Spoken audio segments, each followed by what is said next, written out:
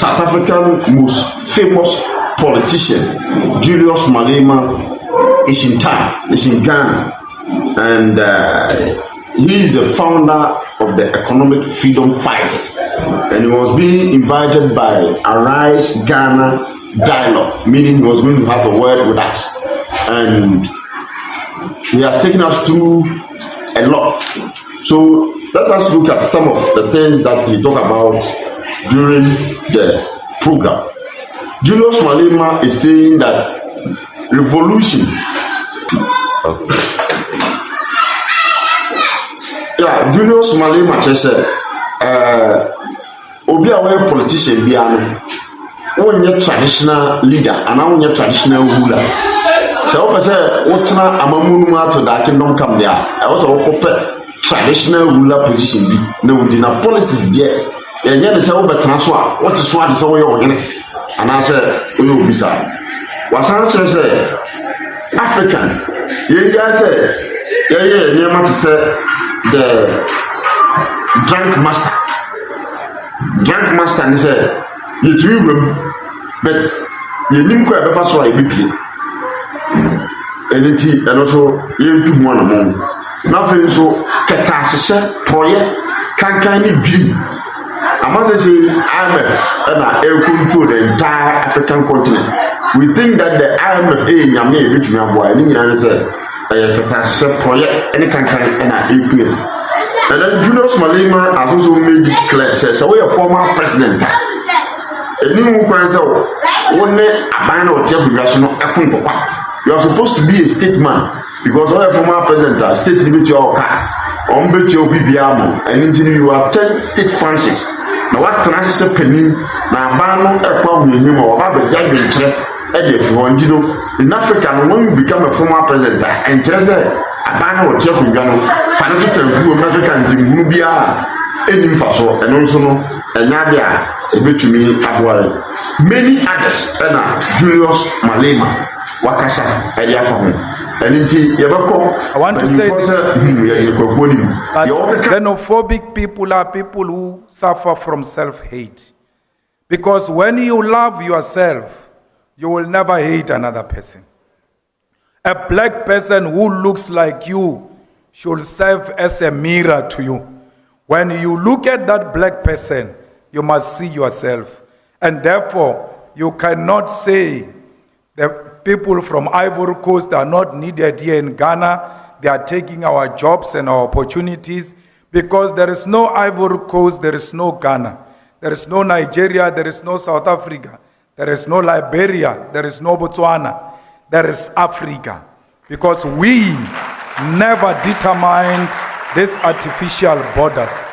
Some people went to sit somewhere and decided to divide us. And they did that with a pen and took away our brains because there is no wall. In other places, there is no fence, yet we see the wall and the fence that doesn't exist. We are unable to break these imaginary artificial borders because our boss told us that we are divided. We are being treated like mad people, where you've got a gate without a fence. All of you, when you want to exit to Ivory Coast, you go to a border, and that border is a gate. But when you check on the side of the gate, there is no fence. Our people are living together. So Africa must stop behaving like a drunken master who goes through a gate in a yard that doesn't have a fence. It will never have a fence because we are one thing. We marry into each other's communities and families. We go to each other's activities. We share cultures. And I know for sure that the people of Ghana dance to Amapiano. So why would they think that they are not South Africans, and why South Africans will think that they are not Ghanaians? We also know that this country is the one that leads with successful succession, which are peaceful. Of course, it experienced a bit of difficulty at some point. But since then, Ghana became the most celebrated democracy. But the democracy of Ghana is threatened by corruption. A corruption that made sure that Ghana does not pay its international debt. As a result, today, Ghana is unable to self-determine because everything else is dictated to Ghana by IMF and the World Bank because the current leadership failed to honor their obligation. Corruption is a threat to a wonderful democracy anyway because it's eating on the moral fiber of democratic dispensation. We must never ever celebrate anyone who is corrupt or seek to defend the corrupt individuals irrespective of. We call on all African leaders not to leave an office with a coffin. When the time comes for them to go, they must leave without calling the army to extend their term. No one is born a leader. No one is a traditional leader in a political office. If you want to be a traditional leader, go and fight in your tribe for those type of issues.